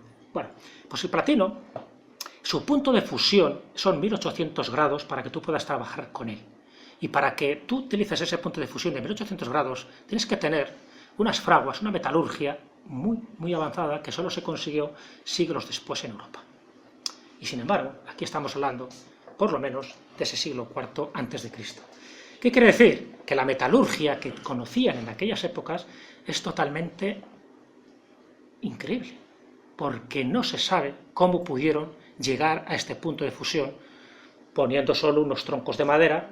Eso tienes que tener todo un horno, tienes que tener toda una fragua y tienes que tener todos los materiales. Y el que sepa algo de metalurgia sabe a lo que me refiero y sabe que el platino, si se descubre en el siglo XVIII, ¿por qué hay piezas de esta época antes de Cristo? Y bueno, ya lo de los cráneos alargados, increíble. Y sobre todo los que más se encuentran es ahí en Paracas, ¿no? Ya sabéis que siempre se ha dicho que, bueno, que también a los niños pequeños se les colocaba, en fin, una serie de arneses para que se fuera alargando su cráneo y tal. Bueno, puede ser, en algunos casos, para imitación un poco de los dioses o sencillamente por cuestiones rituales, lo cual es una salvajada. Era como cuando a las niñas chinas las ponías los pies pequeños y les tenías que romper prácticamente, ¿no?, todo lo que era el hueso, el metatarso, para que se pudiera producir una auténtica animalada. Bueno, pues con esto, algo así. Pero claro, hay otra teoría, y hay tantos cráneos que un poco redundan en eso.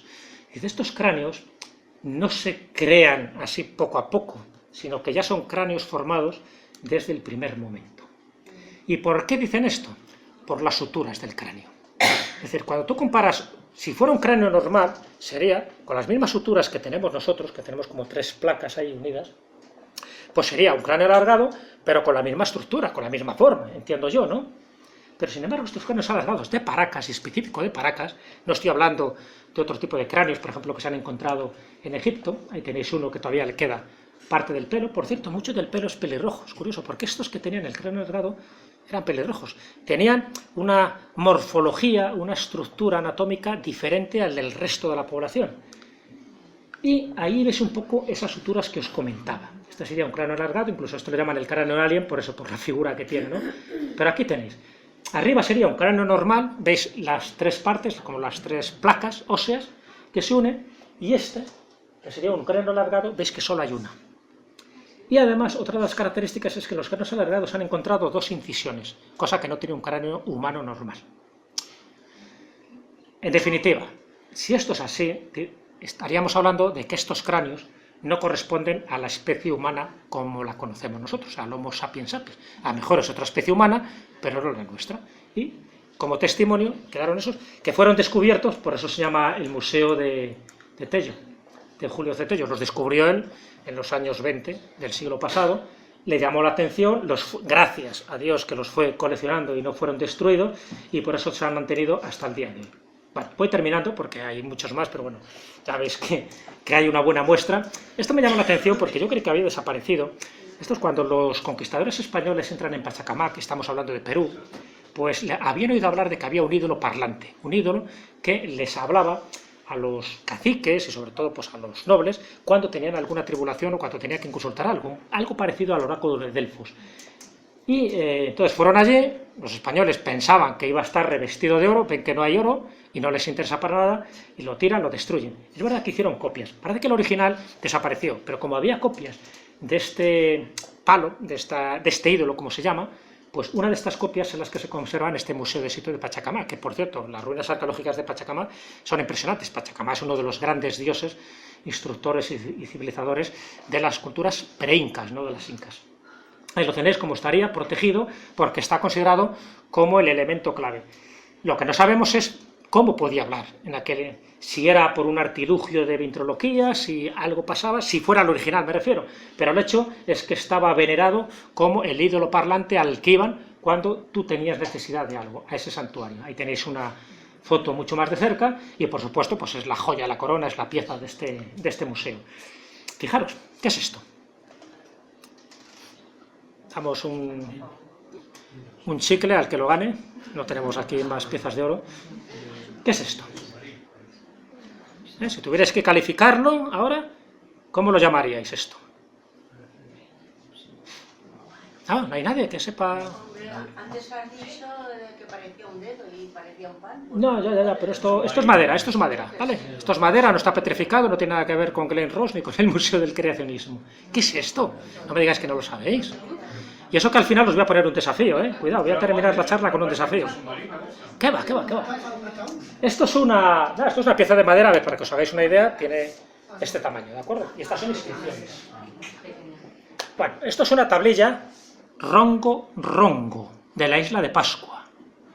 La isla de Pascua, además de los moais, además del enigma que supone esos moai, esos ajus, esas orientaciones, esas cuevas, esos petroglifos, está esa escritura indescifrable a día de hoy, que nos daría pie para saber algo más que pasó con aquellos constructores de los moais. ¿Por qué los construyeron? ¿Por qué muchos están todavía en la cantera Rano Raraku? ¿Y por qué se llegaron a destruir? ¿Y por qué les colocaban un pucao, que se llama, una especie de moño, además de color rojo? ¿Por qué les colocaban ojos y ahora ya no los tienen?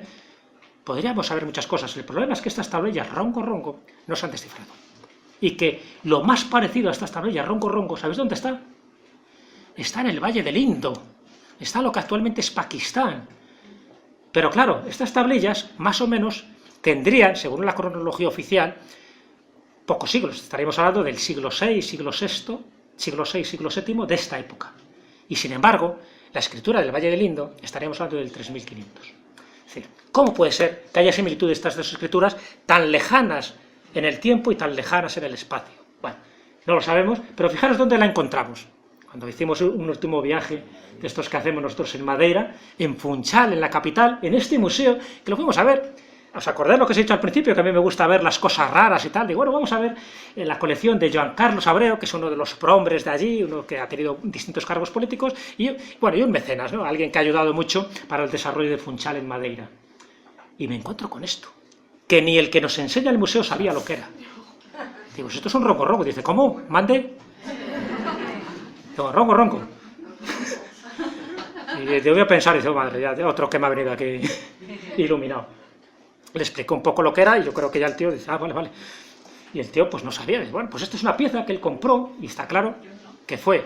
Muchas de estas, de las pocas, bueno, muchas, se conservan pocas, estaría en el Museo Nacional de Arqueología de Santiago de Chile. Ya sabéis que la isla de Pascua pertenece a Chile. Y por terminar ya con algo español, porque diréis, bueno, ¿y qué pasa ahí en España? Bueno, está bien. Voy a poner un par de ejemplos.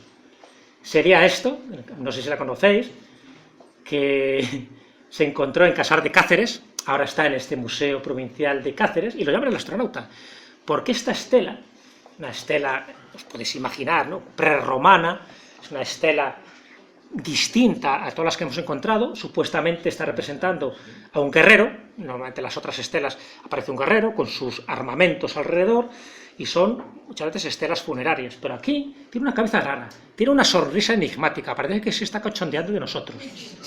Tiene unas botas raras y encima tiene una inscripción, porque hay una inscripción, hay un texto.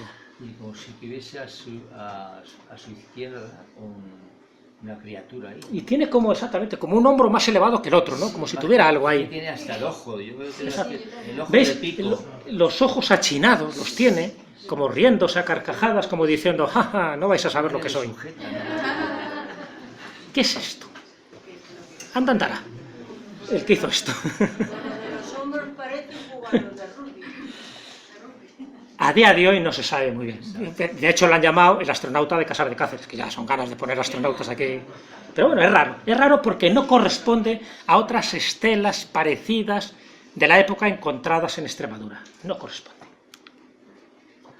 Y esto, que también sería apasionante, forma parte del tesoro de Guarrazar, que se encontró muy cerca de Toledo, y que tiene mucho que ver con la búsqueda de la mesa de Salomón. Bueno, ya he dado charlas sobre esto y tampoco me voy a entretener, pero solo os lo he traído para contaros un pequeño detalle de este ajuar, de estas coronas votivas visigodas. Cuando entran los musulmanes en 711, pues lo que hacen es que intentan resguardar todas sus joyas, todos sus tesoros, y entonces, bueno, pues en distintos lugares. Y dos de los lugares donde se han encontrado estos tesoros visigodos es en Guarrazar y el otro es en Torredonjimeno, que está en Jaén, ¿de acuerdo? Torredonjimeno, posteriormente, en el año 1926, este es del siglo XIX.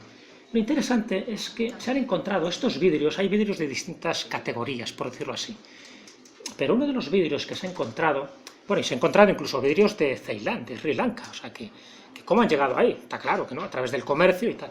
Pero otro de los vidrios indica un tipo de orfebrería, un tipo de facturación distinta a la que se conocía en aquella época visigoda, teniendo en cuenta que los visigodos, pues eso, van desapareciendo ya a partir del siglo VIII. Esta corona votiva, pues os podéis imaginar que puede ser del siglo VI, siglo VII, como muy tarde, ¿no? Y entonces hay un tipo de vidrio que no se puede... Estos son teorías de hace muy poco, ¿eh? Te quiero decir que por suerte se van descubriendo cada vez más cosas. Esta es la famosa corona votiva de Recesvinto. Y ese tipo de vidrio es un tipo de vidrio que no se podría obtener de forma natural, porque hay otros que sí, tú tienes vidrio, lo pules, lo colocas, y sea un zafiro, sea lo que quiera, pero es que esto no es un zafiro, no es una piedra preciosa al uso, sino que es un vidrio manufacturado de forma artificial, y para eso hace falta también unos puntos de fusión muy altos para que tú puedas conseguir todo esto. Bueno, es decir, hay toda una técnica para... Solo lo pongo un poco como dato para que veáis que algo que pasa desaparecido, que por cierto está en el Museo Arqueológico Nacional, que os recomiendo que vayáis, porque también está el tesoro de Aliseda, y hay muchos tesoros, pues quiere decir que hay un elemento que a los propios historiadores, y sobre todo a los orfebres, les ha llamado la atención por la capacidad técnica que tenían los visigodos en aquella época. Y os he dicho que os traía un desafío, ¿de acuerdo? Y con esto voy a terminar.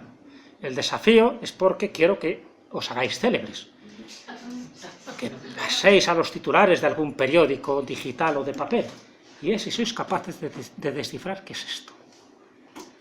¿Habéis oído hablar de estos dodecaedros romanos?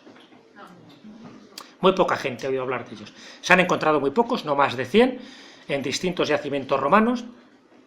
Suelen estar entre el siglo III a.C. y el siglo II después de Cristo, y se han encontrado sobre todo en Alemania, en Gales, en Italia y en Francia, ¿no? En lo que era la antigua Galia. Bueno, pues ahí tenéis varios, no más de 100 se han encontrado, están en algunos museos, como ese de Lyon que os he puesto, otros están en museos privados, y se ha dicho de todo, que si eran juguetes, que si servía para colocar velas, porque en algunos se han encontrado un poco de cera, que como tiene 12 caras, pues a lo mejor tenía una finalidad ritual y estaban en cada cara uno de los símbolos del zodiaco, que si era un objeto religioso. A día de hoy no se sabe nada de estos objetos, de estos dodecaedros romanos, la mayoría hechos en bronce, pero también se han encontrado en madera, y también se han encontrado en piedra. Si alguien descubre lo que son, que me lo diga, que no se lo calle, no seáis egoístas. Todas las teorías son válidas, os dejo la muestra. Son muy pocos conocidos. Aquí, en España, no se ha encontrado ninguno, por eso en ningún museo español podemos encontrar esto. Pero de los pocos que se exhiben, aquí tenéis algunos, y a mí me llama mucho la atención, porque no deja de ser una figura, un dodecaedro, que ya de por sí es una de las figuras sagradas de los pitagóricos, ya de por sí está dando una carga de información potente. Y quién sabe, si como amuleto o como qué. Y este es el breve repaso que os he hecho por la arqueología, basándome en piezas, artefactos que están en los museos, en cosas que podéis visitar, que podéis tocar. Como veis, la arqueología prohibida, ahí está. Muchos son falsos, muchos están mal catalogados, otros nos están desafiando a nuestra razón, a nuestra lógica, de lo que son. Lo que yo creo que queda claro, y es una de las conclusiones que os quiero transmitir, y espero que haya quedado suficientemente mostrado, es que a lo mejor muchos pasajes de la historia hay que escribirlos de nuevo. Que lo que aparece escrito en los libros del instituto o en manuales de la universidad, a lo mejor no es todo verdad. Y que, bueno, por convencionalismo o sencillamente porque no se quiere ahondar en temas y en teorías más inquietantes, pues se deja estar. Y cuando hay un elemento que llega a un museo y no sabes cómo catalogarlo, tienes dos formas. O pones figura votiva o le metes en el sótano. Ojos que no ven, corazón que no siente. Espero que os haya gustado la charla. Muchas gracias.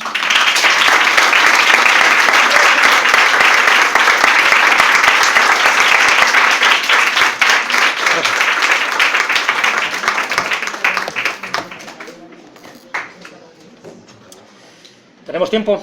Sí.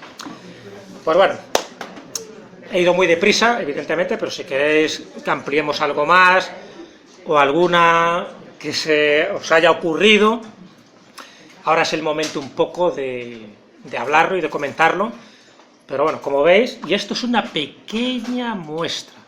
Por cierto, os doy una primicia. Todo esto que os he comentado, en principio forma parte de un libro mío que va a salir dentro de poco, espero que para la Feria del Libro, publicado por la Esfera de los Libros. Y uno de los capítulos que le dedico, una especie de dossier, es esto. Esto es una paliza, esto que he hecho aquí es una paliza porque durante años recoger en cada museo, en cada sitio que me parecía raro, coger la pieza y anotarla. Y muchas no he puesto porque no hay museo o porque para mí es dudoso de que hayan existido. Es decir, que muchas veces hay gente que se lo inventa. Pero bueno, estas son las que me parecían que tenían su cierta gracia. Y esto es lo que formará parte de ese libro, porque quiero que sea un libro también didáctico e interactivo. Es decir, que luego el que quiera, aparte de leer los distintos capítulos, luego quiera ver de cerca esto, le estoy dando las claves donde puede ir. Y si va al British Museum, o va al Museo Egipcio del Cairo, o va al de Lyon, o va al de Nubia, ya sabe a dónde tiene que dirigirse, a qué vitrina, a qué estantería. Que lo vea. Y que luego compruebe que realmente está ahí el objeto, si el cartel sigue siendo el mismo, o lo han cambiado, como pasó con la famosa calavera de cristal, que tuvieron que cambiarlo a la fuerza. Bueno, ¿alguna preguntita? Sí, es una pregunta quizás muy ingenua, pero me gustaría saber cuál es tu opinión, por qué a través de los años, décadas, siglos, esa desinformación o información errónea interesada se ha perpetuado y hasta hoy. ¿Cuál es el motivo de por qué nunca nos han dicho la verdad? A veces quizás no la conocían, pero parece que muchas veces sí lo conocían, y sin embargo la desinformación interesada continúa y continúa. Bueno, yo te puedo dar mi opinión, evidentemente aquí hay muchas dudas y muchas incógnitas. Yo creo que la mayor sería la desidia. Es decir, no creo que haya una conspiración absoluta y controlada para ocultar este tipo de cosas. No, hay desidia. ¿A qué me refiero con la desidia? Que se están descubriendo continuamente muchas cosas, todos los días. Si estáis un poco al tanto de los yacimientos y descubrimientos arqueológicos, veréis que es continuo. Y cada cosa que se descubre, tienes que replantearte lo que ya se sabía. Entonces, o estás muy motivado o muy interesado en estar al día, o si alguien es un catedrático, imagínate, de historia o de arqueología, que lleva 30 años, 40 años y que ya está a punto de jubilarse, pues posiblemente es que no le interesa ya, porque ¿para qué? ¿Para qué? Si yo ya he enseñado las cosas como son, no me interesa. Entonces, tiene que ser nuevas generaciones que se preocupen por rescatar toda esta información, por comprobar que estos datos son ciertos, porque yo creo que el gran error de la arqueología, lo digo por eso, porque me he metido ahora de lleno, ¿no?, para escribir este libro. Para mí el gran error de la arqueología, ya digo, no está en las conspiraciones, que las hay, que hay, sino está en las dataciones. Yo creo que se está tratando mal las cosas. Entonces, en el momento que tú datas mal algo, ya todo te descuadra. Porque, imagínate, o sea, lo de Egipto, si las pirámides ahora mismo están datadas en ese 2500 a.C., si al final se demostrara que no es así, entonces es que te descuadra todo. Porque todos los manuales están conforme a esa datación, entonces habría que retrasar más cosas para que nos cuadren las cosas. Y cuadrarían más, es decir, en Egipto, si hablamos de dinastías predinásticas, cuadrarían más ciertas cosas, ¿no? Por ejemplo, el Osirión que se encuentra en Abidos, cuadraría, porque no hay forma de datar aquello, y no puede ser de la época tolemaica, para nada. Entonces, claro, como eso implica un trabajo de investigación duro, arduo, pues se deja. Costoso también. Costoso, claro. Solo, a ver, muchas de estas cosas se podrían datar. Incluso reliquias, estas famosas reliquias, que dicen, esta reliquia será de no sé qué, no sé cuál. Es muy fácil saber si esa reliquia es de alguien o de tal. Lo que pasa es que no se hace por dos cosas. Primero, porque no conviene a nivel religioso saber, y otra, porque tiene un coste. Hay un coste del carbono 14 o de cualquier prueba que tú hagas. Entonces, no interesa. Y si esa reliquia, imagínate, se le sigue atribuyendo a Santa Rosalía, pues déjala que sea Santa Rosalía. Te pongo este ejemplo, porque Santa Rosalía es la patrona de una localidad de Sicilia, y luego se demostró que eran huesos de un asno lo que se estaba adorando ahí. O sea, que bueno, la verdad. Pero de esas cosas son continuas, se siguen descubriendo continuamente. O los famosos dientes de Santa Polonia, pues eran dientes de animales prehistóricos. ¿Vale? Dices, Santa Polonia no podía tener así molares tan grandes. Te lo pongo eso como ejemplo, porque hay muchas cosas que hoy por hoy se podría saber ya, de verdad, con la tecnología y con los conocimientos que tenemos se podría, pero no interesa. No interesa, porque hay ciertas universidades que les sigue interesando mantener su verdad, su postura. Entonces, yo qué sé, por poner otro ejemplo, es que hay tantos, ¿no? Lo que sé, la cultura de Clovis, ¿no? Por ejemplo, que sería la primera cultura americana de Norteamérica, que dice que extraía por el estrecho de Bering y siempre se está datando entre unos 12 y 14.000 años, ¿de acuerdo? Y a partir de ahí dice que irían bajando, irían teniendo distintos asentamientos. Bueno, eso ahora ya se cae por su peso, porque se sabe que en América entraron por lo menos por 3 vías distintas, ¿no? Entraron por la parte norte, por el estrecho de Bering, cuando por fin era todo, era un puente sólido, pero también entraron por el Pacífico y entraron por el Atlántico. Y entraron por el sur, además. ¿Y por qué digo eso? Porque en yacimientos como en Monteverde, en Chile, y también en yacimientos que se han encontrado en Brasil, los huesos que se han datado en 33.000 años. No, entonces ya, ¿por qué me dices que la primera cultura es la de Clovis hace 12.000 años? Es un ejemplo de tantos, ¿no? Entonces, yo creo que es desidia. Es decir, es verdad que también hay ciertos objetos, que no deberían estar ahí y que son muy inquietantes y que conviene apartarlos. Tú imagínate que a lo mejor una excavación arqueológica se haya encontrado esa nave de Tropicale que os puse, que era una nave clásica de avión. Si esto es verdad y tiene esa cronología, pues ¿cómo puedes decir que existían aviones en aquella época? Pues los retiras y se acabó. Como mucho dejas los aviones estos del Museo del Oro de Colombia y punto. Por ahí dices, son figuras para niños y la gente se lo cree. Entonces, claro, si vas viendo pieza por pieza, eso muchos arqueólogos están, a la letra, es decir, muchos arqueólogos están ya en la vanguardia y lo están denunciando. Están diciendo, no os engañéis más, datar bien las piezas. Y si no sabéis lo que son, pues ponerlas en vitrinas donde aparezcan eso, objetos extraños, objetos para analizar, como os he puesto el dodecaedro, y el que sea más listo de la clase que venga aquí y que me dé su explicación, pero no me fosilicéis un poco la información para que no avance. Entonces yo creo que en eso estamos. Entonces hay una parte, yo creo que sí, de conjura y de conspiración, pero la gran parte yo creo que es de desidia, y mientras no cambiemos nuestra mentalidad, vamos siempre a seguir contando los mismos errores y las mismas tonterías. Y lo que es una tontería, como algunas cosas que he dicho yo, se dicen. Y no volváis a contar otra vez la misma historia porque ya sabemos que es mentira. Pero las que no son, por lo menos darle valor. Si el vaso de Licurgo es nanotecnología, chapó, porque eso implica muchísimas cuestiones. O la máquina antiquitera, chapó, porque quiere decir que habrá más y se encontrarán más en el futuro. El problema es que nos ha llegado muy poca información. De textos, muy pocos, entre un 10 y un 15% de todo lo que se ha podido escribir, o sea, todo lo demás ha desaparecido, y de objetos, de artefactos, de cartografía y de inventos, pues también ha desaparecido la gran mayoría. Entonces, pues siempre tenemos que especular cada vez que aparece una de estas cosas, pues diciendo, bueno, ¿qué pasó? Fijaros solo con la dinastía Han, que os he dicho, ¿no? Esa dinastía china, pues la cantidad de cosas que llegaron a descubrir esta gente, multitud, y más que habrán desaparecido, porque lo del púrpura es porque encontramos a los guerreros de Xi'an, pero si no, no nos hubiéramos enterado. Hasta ahora lo más parecido era el famoso azul maya, ¿no? También un tipo de púrpura, vamos, de pintura que no se sabía muy bien cómo se había conseguido ese color. Se sabía cómo habían conseguido el rojo, cómo habían conseguido el amarillo, cómo habían conseguido el negro, pero no sabía cómo se había conseguido el azul, y luego resulta que el azul también era una especie de tinte, de pigmento elaborado con productos artificiales, o sea, no era natural al 100%.